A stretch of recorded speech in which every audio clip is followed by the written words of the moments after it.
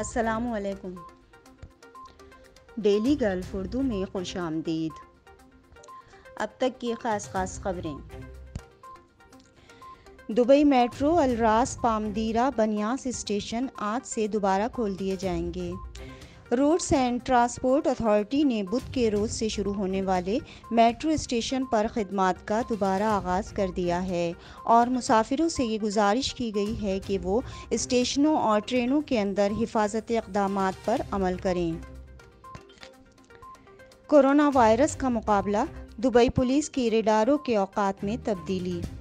Dubai police نے جراثیم کشی پروگرام پر عمل کرنے کے لیے اور سڑکوں پر گاڑیوں کی نقل و حرکت کا پتہ لگانے کے لیے ریڈاروں کے اوقات کو تبدیل کر دیا ہے۔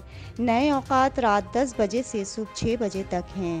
امارت الیوم کی رپورٹ کے مطابق پولیس کے محکمہ ٹریفک کے ڈائریکٹر بریگیڈیئر سیف مہر المزوری نے کہا ہے کہ یہ ریڈار مصنوعی ذہانت کے نظام کے مطابق نقل و حرکت کے اوقات خود بخود تبدیل کرنے کی صلاحیت رکھتے ہیں۔